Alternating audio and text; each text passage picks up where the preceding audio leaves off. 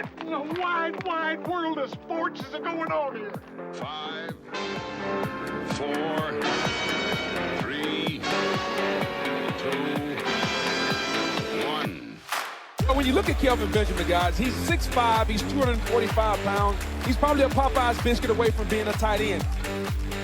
It's not the Dallas Cowboys, but it's a start. You love this. Whoop, and then whoop, and then Oh, the Denver Broncos. Now stay tuned for 6 hours of exciting football action. Bears trying to cross midfield. Yeah, I wonder if the NFL misses us as much as Adam and I miss it. But it's that time of the week. It's time. We're going to break down the AFC East this week for you. Sit back, relax, and enjoy, won't you? Hit it. They call him the Galloping Gazelle. His habitat the frozen tundra of Soldier Field. For 6 seasons and 2 Pro Bowls, he grazed on the tasty green turf of the end zone. Until one fateful Sunday in November, when the Gazelle was stopped in his tracks by a big cat named Wayne Krzyzewski. Want to come with me and Wally to the Super Bowl? Oh, absolutely. My favorite team's in it. The Atlanta Falcons. I'm exhausted. Straight off the couch. I'm exhausted too, Al, but before we get into this, let me bring in my partner, the ever effervescent and affable. It's Adam Whitehall up there in the Great White Norte. Yeah, how's she going there? Oh, how's she going, Terry? Yeah. It's been another week of adapting to no football. Hope you're doing well. I'm wondering if the NFL misses us too, because we certainly do. Oh, I was sick this week, so I didn't have time to miss much of anything. You probably still hear I'm a little stuffy still, you know? Things are heating up right now, which is kind of exciting. I mean, we're getting to, I guess the new league year starts in 3 days. So a lot of moves are being made and everybody's trying to either franchise tag their favorite players or dump a whole bunch. And we're going to talk about that. A lot of salary getting cut this week. Lot of salary getting cut, and we are going to be looking at one of the biggest offenders division-wise this week, and that's the AFC East. So who's got the worst cap situation going on?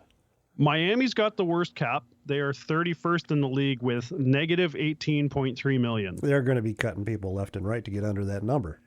They've already started. Now, the problem is what all these teams do is they franchise, they basically sell the farm for, the next 5 to 8 years, and they get these big contracts, and it's just like one big super stud player after another. And eventually you get to the point where you can't pay them. Right. And that's, they like you said, they mortgage the future because they're in a win now window. Yeah, and I think that was their whole goal last year was they thought they were going to be the team, and they certainly did look like the team until they started having injury after injury after injury. Yeah, and their defensive ranking was 10th, which really respectable, all things considered. But that offense, I mean, it's no shock to anybody. That's number 1 overall offense in the league last year. They were putting up it was fantasy numbers every week. They put up a 70 burger on Denver. Let's not forget that. Yeah, we haven't seen numbers like that in forever. No, it was quite the showing last year from the Dolphins until they hit the playoffs, and well, we all know what happened after that. Well, they had a good run. Now their biggest problem is they still can't win on the road, so their road ranking is not good, and until they fix that, they are not going to be a playoff contender because the best they're going to do is wild card right now. I think that Buffalo is going to be the champion, the division leader every year, unless things change this year. I mean, things are shaping up. So let's do a little deeper dive into Miami. What they've got to cut payroll. So right away, I think they're probably going to get rid of at least 1 or 2 defensive linemen because their defensive linemen have a big salary with them. There's a lot of problems in Miami. Now, they have some guaranteed contracts on their defensive side of the ball, so that's hurting them as well. Those guys got injured come week 7, week 8. Right. So they spent a lot of money on their future, but seem to not realize that injuries are a regular part of this game. They thought all their guys were infallible to injury or something. I don't know. So they ended up having to go out every week, get a new guy to play the position that they filled the week before because that guy got injured and then that guy got injured. They did, and it was seem just to be, a carousel of defensive linemen for the longest time. Yeah, they did seem to be rotating them in and out, but like you said, that's because of the injury, which is kind of funny that they had more injuries on defense than offense, considering how much their offense is predicated on speed and the soft tissue injuries that pop up on that side of the ball. Their O-line did take a beating. They were one of the teams that did not have a consistent O-line the entire year. It was a carousel. And they got some serious offensive weapons, like Tyreek getting injured and only being out for about 2 weeks. It was amazing to me considering the numbers he was putting up. Oh yeah. Yeah, he was having that was a season-making season for him. I mean, he was really good before, but last year it was off the charts good. And Tua staying healthy was a big shock. So yeah, concussion for Tua. He probably didn't have a headache all year last year. We thought he was going to be hitting the Tylenol hard for yeah. considering his previous season, but he played well. He played every game. They don't have a quarterback issue to foresee in the future. I mean, all it takes is one hit, and Tua could be done for his career. Right. Especially, I mean, he has had a lot of concussions already. I think he took 3 last season, not the season just passed, but the one before. The 2022 campaign. Yeah, he was out a lot with head injuries. Yeah. So I have a feeling that most of the analysts and the people that get paid to do what we're doing right now wrote him off. And Miami stood behind him and they said, you know what? This is our guy. Well, and they were actually right about something. He fits that offense scheme really well, though. The quick read, quick react, the one read, hit your back foot and throw. He fits that really, really well. When he struggles is when he does have to improvise. When he has to improvise, he kind of breaks down a little bit. Yeah, he's not good on the fly. He does he rolls out nice, but it's almost like the Jalen Hurts kind of vibe where he just kind of freezes up, and we saw that with Lamar too. Like when you have to do that improv, you just kind of like, oh no, what do I do? Like he doesn't start, he stutters and he freezes up for a second. And that's those are critical seconds. Those are critical seconds, and in this league, not freezing up is what gets you over that next level. That's when you want to get into the championship games. You have to have a little bit of improv in you. Look at all 4 quarterbacks who made it to the championship games this year. All of them were pretty decent at improvising. Yes, I agree. And the guy who ultimately wins the championship is probably the best improv in the entire league. And possibly historically one of the top 4. Because he made Fran Tarkenton look like he was a pedestrian scrambler. I mean, yeah. So Miami has some needs now. How are they going to fill them? Obviously, it's going to be draft because they need to have the cheapest positions available, and the only way you're getting cheap guys is through the draft. You can't be signing free agents. Yeah, there's not going to be a lot of free agency signing it down there in Miami this year. That's a very accurate statement. So they do have everybody needs corners. So I'm not even going to say, hey, they need corners. They do need to bolster their defense. Offensively, they probably need to look at their O-line, but as far as their wide receiver and their tight end room, I think they're pretty good there. And their running back, he's got wheels, man. Oh, and their backs are amazing. Yeah. I don't think they have any receiver issues on the offensive side of the ball. No, they're all their problems I think are going to be on the defensive side of the ball and battling that cap. Yeah, and the O-line, whatever they're going to do there to, make sure that somebody's solid, right. Especially at center. Center was an issue for them. Well, there has been a couple of centers released this week, so maybe they'll grab one of those guys. Okay, so are we finished with Miami? Who's the next? So the next lowest on the cap space is Buffalo. They're a negative $12.4 million, and we saw them just, I don't know, They just they had a fire sale going on in Buffalo this week. Yeah, but they re-signed 2 or 3 of them. Floyd comes to mind. They re-signed him on a different deal. They basically let, I think it was 5 people go, and they brought 3 back on restructured deals. Once they let them go, it's like we can rewrite the contract now, which is, I think, what they happened there. It's super scary. I mean, Josh Allen must have been just like, what's happening? Well, the one guy they didn't re-sign was Allen's center, who, I mean, let's face it, Allen relies on the center more than most quarterbacks do. I was quite shocked about that. He's a good center too. Yeah. I would not mind seeing him wind up in the blue and orange. The one shock to me, and it wasn't really a shock. They didn't release DeMar Hamlin. Yeah, but they cut their 2 starting corners who were both Pro Bowl corners. That's too much money. But DeMar Hamlin, I guess he's playing for league minimum, and it would be a PR nightmare to get rid of him. Because he died on the field in Cincinnati. Right. Okay, so you died for us, but good news is you didn't die. Bad news is we got to cut you. Yeah, I don't think they're ever going to cut him because his contract isn't big. Right. Right. And it's minuscule. Like if it's $1 million, I mean, you still have $254 million to play with. And then that just the vibe issue, the looks of it. He basically died for you, and so you gotta. Yeah, the optics would be horrible. Like you just had a guy almost die on the field, 2 seasons ago, and he came back and he played a couple snaps. He didn't play a lot, but to get rid of him is just like, oh, that's just not good optics. Yeah. And who's going to pick him up? His career's probably over because nobody will want to touch him with an issue like that where he almost died. Yeah. Is it going to happen again? But that was a fluke hit, though. Or not a fluke. It was just a 1 in a billion. The guy hit him in the chest at the same time his heart was in between beats and defibrillated. So. Yeah, but you got to. If you're another team, do you want to touch him? Yeah, I know. There's always the risk, right? So I think Buffalo just can't let him go. Yeah.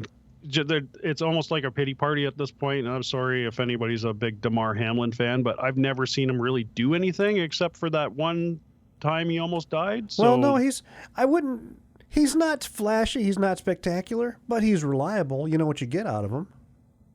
Okay. Yeah. I've just never seen that on Buffalo, to be honest. I mean, yeah, they had a lot of studs though that they were focusing on. Right. He kind of gets lost in the wash because he wasn't getting a lot were. of snaps. I don't believe. Yeah. So so they got the new offensive coordinator in the middle of the year last year, and that kind of changed the way Josh performed. He needs wide receiver help. I like the new Josh Allen too. After they changed their offensive coordinator, he played so much better.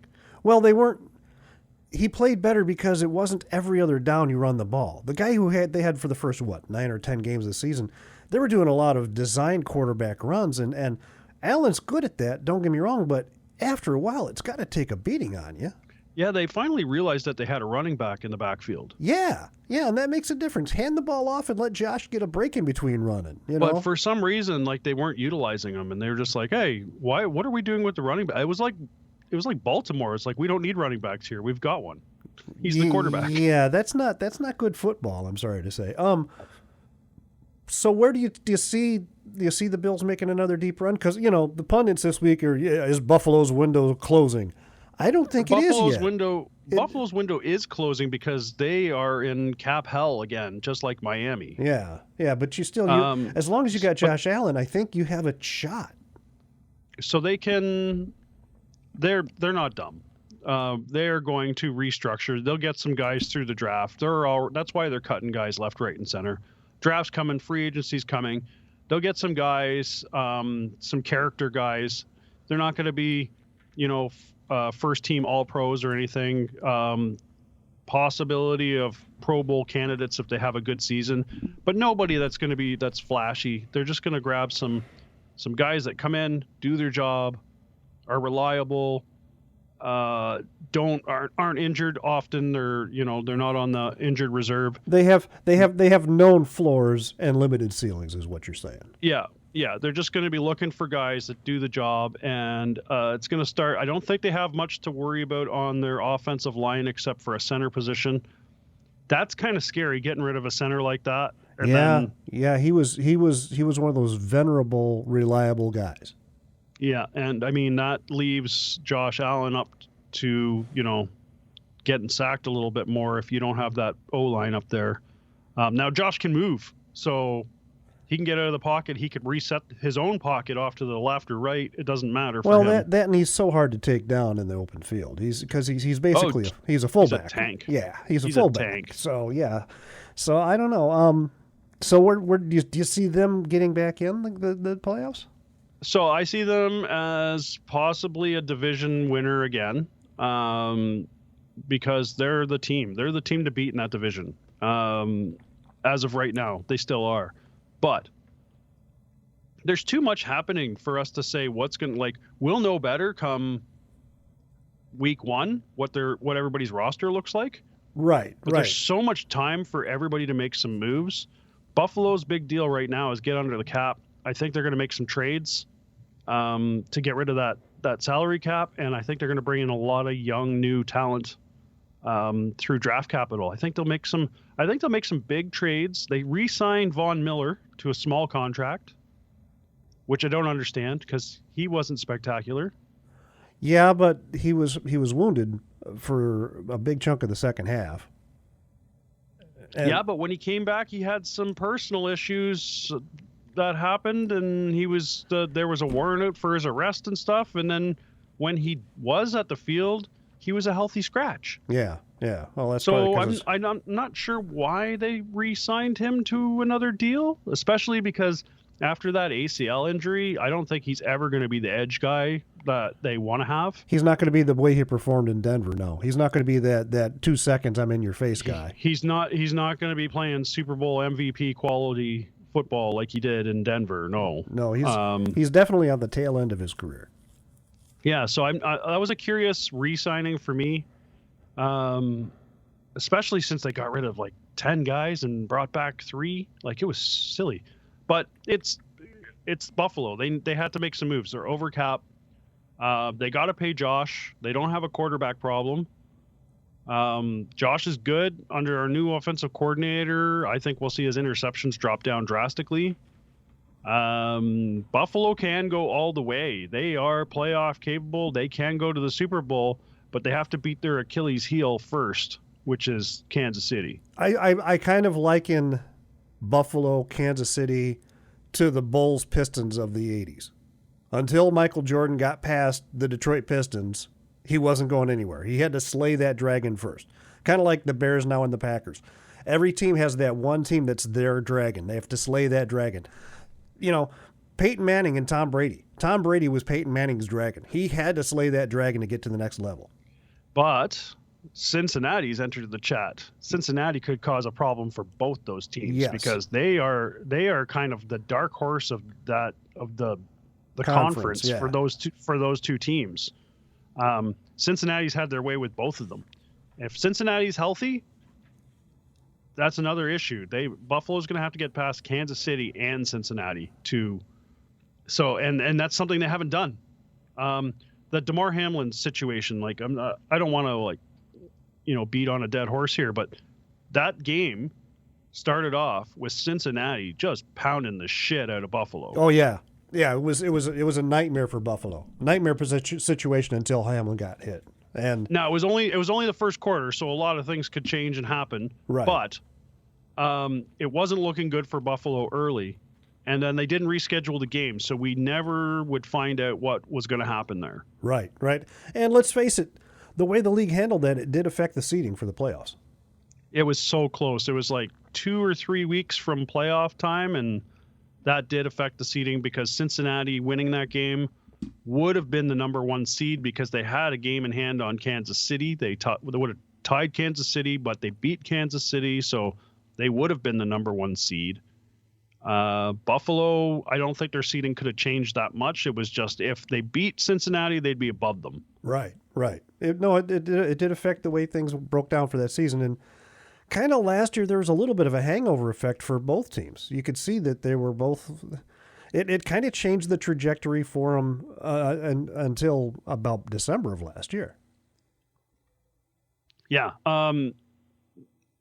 Does Buffalo have a chance to make it to the Super Bowl? Absolutely. I'm never counting Buffalo out. They're a scary team. Can they do it? We don't know. We haven't seen it yet. Their losses, I'll hand it to them. Their losses are usually by 3 points. It's a field goal. Yep. They're always in every game. It's never a blowout game against Buffalo. Yep. They lose by a field goal, and it comes down to clock management. There is some very questionable clock management. So I feel like Buffalo can make a run if they make the right decisions in the draft and they get under their cap and they make some trades, because there's a couple guys that they really don't need on that team. Stephon Diggs, sorry guy. He's a great player. You had a great career, but I think it's time to hang up the cleats. Yeah. He's double covered all the time. He's a diva in the offseason. He's always creating drama for around the team. Yep. He doesn't want to go anywhere, and Josh doesn't want him to go anywhere because he's his favorite target. But it doesn't matter if he's your favorite target, Josh, if he's never open, because he's always double and triple covered. Buffalo's got good tight ends right now.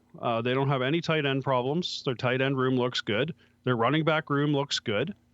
Wide receiver, they need a WR3 and possibly a 4, because they've got to get the ball out to somebody other than Diggs. Diggs is just a distraction at this point.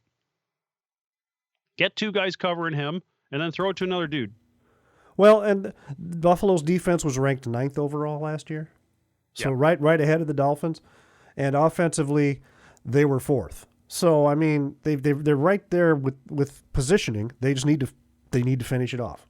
They need to finish, and they can't finish. I mean, they've gone to 4 Super Bowls in a row and couldn't finish there either. Well, that's because the cigarette smoking man, while he's alive, is not going to allow Buffalo to win. Yeah. I saw that. Yes. So Buffalo, they need their defense is in good shape.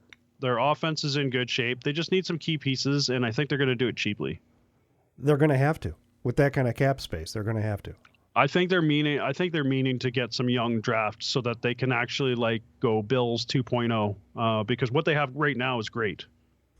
Yeah, no, they're right there. They just got to work on their clock management and their coaching, which I think they've already fixed one of those pieces. Right. So who is the next worst offender for the cap situation on the NFC So East? at 17th in the league, we have the New York Jets with $27.5 million left in cap space. The Jets, did you see any of the stuff that came out this weekend about the Jets? I haven't seen it. I haven't paid any attention to NFL news. I've been kind of away all weekend. This is not really NFL news. It was on a couple of like Dan Patrick's show and I haven't been watching any video lately. So a few of the Jets offensive players were accusing the Jets of really not having an offensive plan. Okay, so that's been going on for a bit. Yeah, but the one guy, and he was I forgot his name now, but he was a former Jets player who they let, his contract is up. He has no desire to go back. But he said Adam Gase, his whole plan was going into the season was let Aaron be Aaron. And then when Aaron went down 3 plays in, they didn't have a game plan. They didn't have like an identity to fall back on. They had put everything on. We're just going to let Aaron make calls on the field. He's experienced. We all know how the level of skill he has. So just let Aaron play and make his own calls and call his own offense. And then when Aaron went down, Gase is like, oh, shit. Mm-hmm. What do I do now? And that was why they struggled the rest of the season. Defensively, the Jets were 3rd overall. So the defense was right there. Defense on the Jets is amazing. I didn't think they had any problems. The problem with it being is there's a little bit of a skew, their defense of numbers, because they didn't put up a lot of points. So it always looks like their defense didn't do their job when you look at the points for, points against. Yeah. But if you put up way more points than the other team, you tend to win football games. But the Jets, their offense was honestly, they were above. For example, they technically they're above the Lions. They're above the Packers, but. Well, they just re-signed Isaiah Oliver, cornerback, for a 1-year deal. So they got one of their corners they just re-signed today. Well, that's good. I take that back. The Jets' offense was next to worst. The worst was Carolina Panthers. So I did see something, and I'm not sure where I saw it, but it sounds like Zach Wilson either got traded or he's being traded. They don't want him back, and he doesn't want to be back. But somebody was talking about terms, and I can't find it now. But of course, Zach Wilson. Anyway. Yeah. What do you? They're putting all their eggs in one basket with Aaron Rodgers again, and I don't know if that's a good idea. I don't either. I don't either, because it's just, why? Why would you do that to yourself? I mean, sure, I can't, as much as I hate to say it, I can't take it away from him. His skill is there. He wants to play till he's 44, but I mean, he's going to be 41 in December. He's coming off a soft tissue injury that usually takes any player a good 18 months to just feel confident enough to push off and play the way they normally do. Yeah, but Rodgers does those like magic mushrooms and shit that makes them all better. Like, yeah, and but he only signed a 2-year contract, right? So, well, we're gonna see what happens. I don't know about the Jets still. Like they made it sound like the Jets were going to be the division winner last year, and then 3 snaps in and Aaron was done and their season was fucking over. It was awful. It was like immediately they threw up the white flag. And the Jets tend to do Jets things like the Browns do Browns things. Yeah. They always shoot themselves in the foot. Now, what do they need? They've got $27.5 million in cap space, so they could make a signing or two. Reasonable signing. They need some offensive weapons. They do. I wouldn't touch the defensive side of the ball if possible. Just leave it alone. Their defense is okay. There's nothing wrong there. It's third overall in the league. They re-signed one of their star corners today, so he's got another year deal. I mean, everybody's going to be smart if they sign corners because these guys are going down like crazy. We talk about this every week. But we might want to change the name of the podcast from Straight Off the Couch to Everybody Needs Corners. Everybody needs corners. That's we'll do a 80s sitcom kind of intro and stuff. Yeah, everybody needs corners. Everybody needs corners. And so, yeah, they don't need anything on the defensive side of the ball. Of course, everybody should bolster their defense when they can, when they see something good come along, either draft-wise or, somebody can get picked up for cheap from another team. Free agency's like right around the corner. League year 3 days away. We're gonna see some crazy shit. Yeah, and so that brings us to the only team left in in that particular division. It's your New England Patriots. It's my New England Patriots, who are number 3 in salary cap space. They cut corners with their quarterback just a little while ago, just a couple hours before we started recording this show. Yeah, so Mac Jones got traded to the Jags for a 6th rounder, this year's 6th rounder, so they don't even have to wait. Yeah, this year's 6th rounder for Mac Jones, probably one of the dirtiest quarterback players I've seen, Well, you don't have to worry about a quarterback situation in North Carolina. Nope. Or no, they're not North Carolina. Jaguar, Sorry, Florida. Jacksonville. Yeah. You don't have to worry about quarterback in Florida there because quarterbacks are pretty well rounded out. Yeah. Really good there. Yeah, he's not going to get a lot of reps. Trevor Lawrence is going to continue doing the job there unless he goes down. He of the flowing mane. Him with his Pantene Pro V hairdo. That's right, man. Man, he's got great locks. I'll give him that. So New England is got $75.2 million in cap space. New England. They've made some moves because last week when we were talking, they were number 1 in the league for cap space with $85 million. So they've spent $10 million in the last week. They were number 7th overall for defense. They were 4th from the bottom or 3rd from the bottom in offense. There's going to be with the wholesale changes going on this year in New England. There's going to be some culture shock for your fellow Patriot fans. Adam, you're a more educated person. You know what to expect, but some of the less educated. The bandwagoners. Yeah, they're going to be in for, it's going to be a little culture shock this year. They're going to, no Belichick. Everything's going to be completely different. New front office. Just New England fans, just have a can of beer ready. That's all I'm saying. Just be. Well, I feel like a lot of them missed the whole draft of Drew Bledsoe and like the prodigal son situation where we were like, finally, we're going to be good.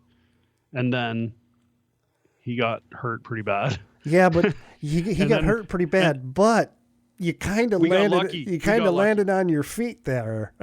Yeah, we got super lucky. Like the collective sigh of him going down was like probably the worst moment in history. It was just like, it was the Aaron Rodgers situation for the Jets. Everybody was, but unfortunately it didn't work out for the Jets. But yeah, it worked out for New England pretty well. The football gods smiled on New England that day. Because then we got lucky. Then you get young Tom Brady come out and he's like, wait a minute, maybe this 6th rounder can play a little bit. Yeah, we got very lucky with a second-year quarterback starting for his first game and turning out to be actually really good in the end. So good. This year, New England, you're just take a deep breath. It'll be okay. You'll get through this. We don't have a defensive problem. For a lot of the games last year, New England, even with the injuries that we had, held most teams to under 10 points. They had a really good defense, and that kept them in a lot of games. If they'd have been able to just even a pedestrian offense, they would have had a much better record. I think we lost the game 9-3. Yeah. Like it was just awful. Yeah. Everything was just awful last year. The fact that we get 3 wins or 4 wins, I'll be shocked if we got 4. Well, and there was the one game that was... We did get 4. Wow, I didn't think we were that good. There was the one game, I think, that it was the first time ever that Belichick had ever been shut out. Yeah, so there was a lot of situations like that. Our offense absolutely stunk. The Patriots did re-sign Hunter Henry, tight end, for 3 years, 3-year deal this week. I don't know how to feel about it. I read an article before we started the show today. It's all those, the trade speculation crap. How would you feel about seeing JF1 back there under center in New England? Doesn't bother me. Wouldn't bother me. It doesn't bother either. me. Anything's better than Mac Jones. I don't really see us. I don't want to see us draft a quarterback. No. Use that capital someplace else, huh? If we do draft a quarterback, I would like to take one that's not going to be a first rounder. And I'd like to see maybe a Joe Flacco or a Baker Mayfield come in and take the reins for a couple years. Yeah. Okay. I mean, it's those. I like those guys though. So yeah. they're fun to watch. If Tampa Bay doesn't re-sign Bake, they're stupid. I know he's technically. They haven't. They haven't yet. I know, and which that's is crazy. Yeah, because he's a big reason why they got as far in the playoffs as they did. So getting off of New England, and we're just talking about Tampa Bay. Mike Evans did get his deal, so he's staying in Tampa. Well, a lot of teams across the league are crying now because they really wanted to have him come and play for them. Everybody wanted him, yeah. So he's consistent. I mean, 10 years, 1,000 yards per year. Wow, that's consistency. Even when he had some small injuries, he still came back and had 1,000-yard seasons. So that's great.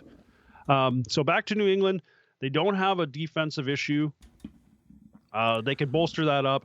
New England, in the past, would like to take defensive players. I have no idea what's going to happen because they don't even have a GM right now. Yeah, and I know they promoted from within, but that doesn't mean he's going to call games under the Bill Belichick defensive scheme. You might see a completely defensive scheme. You don't know.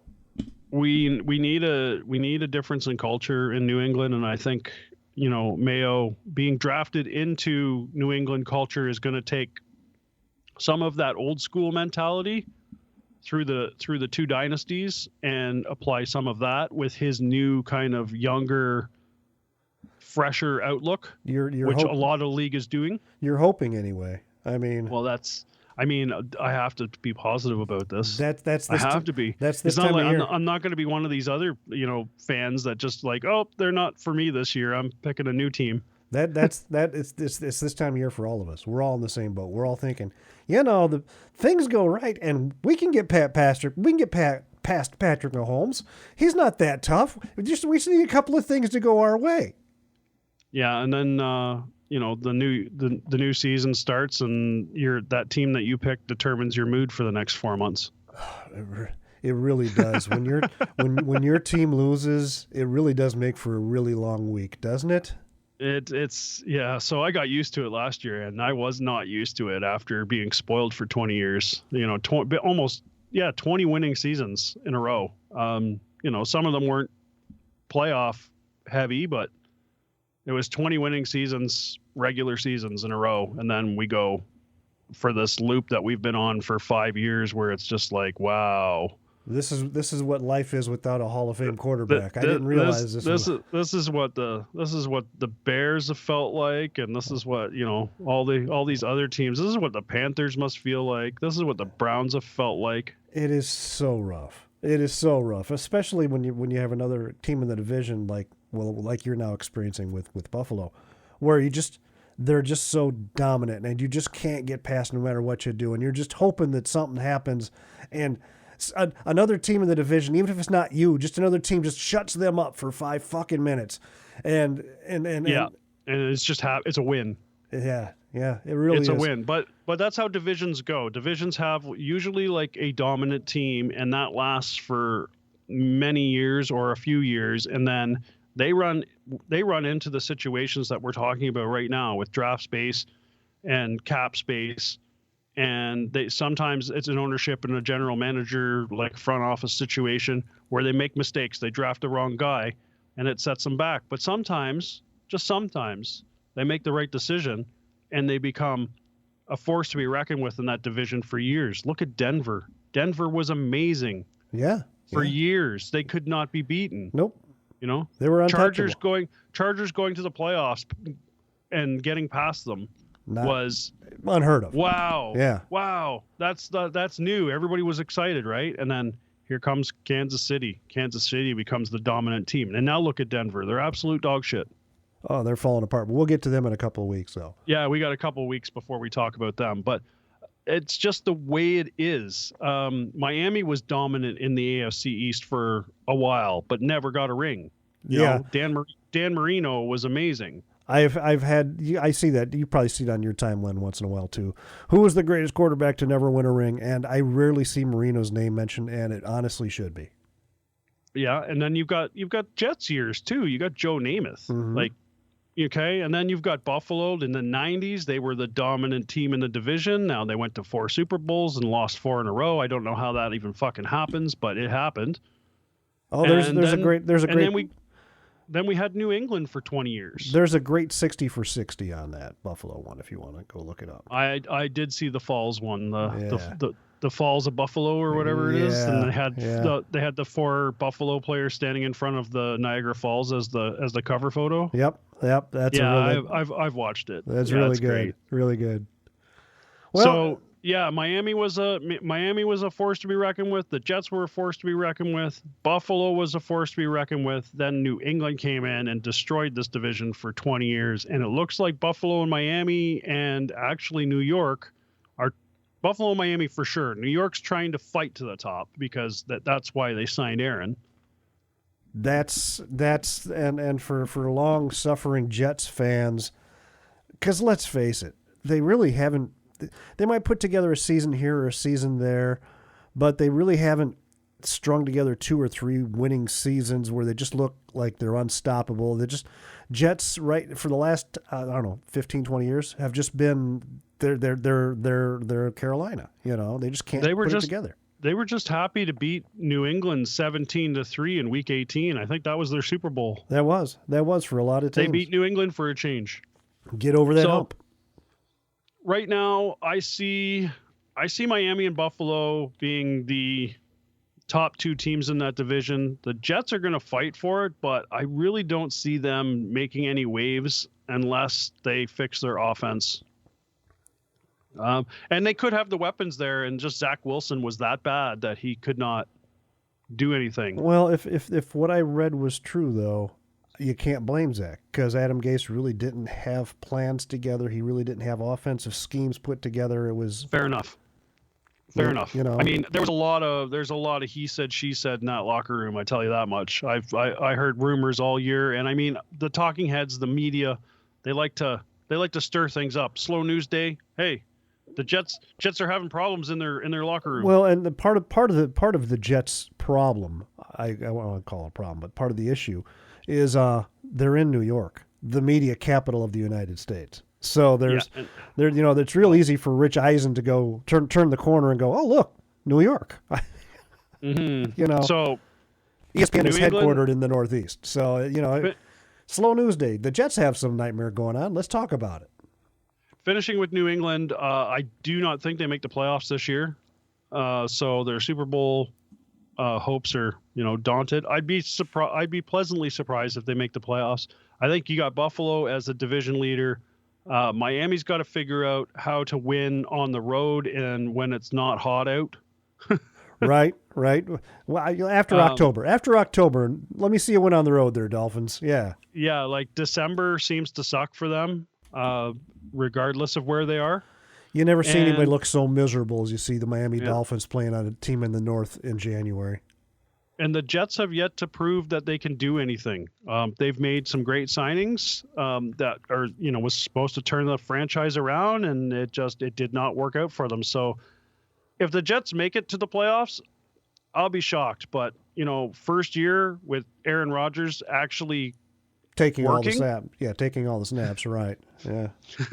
Not standing on the sidelines telling people what to do, like actually working, like being under center. And we don't know. He might have lost a step. We have no idea. We'll have to find out. Anything else you want to cover? So I guess we should probably just go over the news real quick. You did send me an article. Do you want to hit that one? Just before we started. So the Eagles look like they're having a. It was what I sent you was Fletcher Cox wrote a love letter to the Eagles fans. He's going to retire after he's retiring after 12 seasons. Yeah, yes. Yeah, and he's been a stalwart of that defense for Philadelphia, and now they've lost Kelsey on one side and Fletcher Cox on the other. Are we going to see a changing of the guard there, maybe? Yeah, so we'll get to this division next week. NFC East is next week, so we've got NFC East news next week, and I expect that'll be a quick one because we're just going to be looking at basically the Eagles and the Cowboys. I don't think Giants and Washington, we have much to cover there. But that's next week. That'll be a quick one. There'll be a lot of moves that we'll be covering in the news from, just free agency and the new league year starting, right? New league year starting. Like I expect come Wednesday, it's going to be popping off. Like I will not be able to pay attention to anything else. So we're just looking through the league real quick. Anything new that's happened. Carolina Panthers are expected to release center Bradley Bozeman at the end of the league year. So on the 13th. Bears safety Kevin Byard. Is it Byard or Bard? Yeah, he didn't play a lot anyway, so them saying goodbye to him doesn't matter a whole lot. He's scheduled actually to come back. I think he was coming from Carolina. He's coming to visit the Bears again. So there's some possibilities there. Left tackle Taron Armstead on Miami Dolphins is expected to return for the 2024 season. So that's good news for Miami. Of course, we covered Mac Jones being traded to Jacksonville for a 6th-round pick. I mean, that's fantastic. 6th-round pick and a bag of peanuts, I think it was. Yeah, something like that, like a bag of Frito-Lays, ketchup flavor. Yeah. They only got those in Canada, so that's a trip. Defensive back Sarah Neal on the New York Giants is scheduled to visit the New York Giants tomorrow. Jets have re-signed cornerback Isaiah Oliver, and wow, there's lots. Fletcher Cox retired, of course, And there's some stuff happening in Seattle, but there's nothing clear yet. They're all expectations and rumors.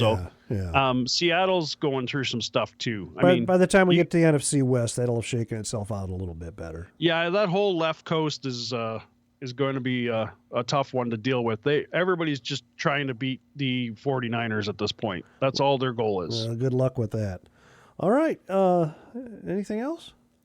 I think that pretty much covers the league for this week. AFC East was a fun one. Let's look at NFC East next week with all sorts of NFL news. So NFC East next week, between them and now, Adam, how would the boys and girls go about finding us? Oh yeah, so we can you can just hit us up on our Linktree. If you do the Linktree thing, just Linktree/straight off the couch. That's got all our deets. You can hit us up on X, you can hit us up on email, or you can check out all our podcast platforms that we're listed on if you want to find something else to listen to. Hey, and while we're at it, go ahead and give yourself a little shout out for your paintball podcast. That's a different brand altogether. So, but it is a straight off the couch studio production. So yeah. All right. You can check out all our stuff on YouTube. They're all right there, all our podcasts. All right, for my cohort, my partner in crime, the ever affable and effervescent Adam Whitehall. Have a good week. Try not to cry too much. Be safe. God bless. See you later. Bye-bye, everybody.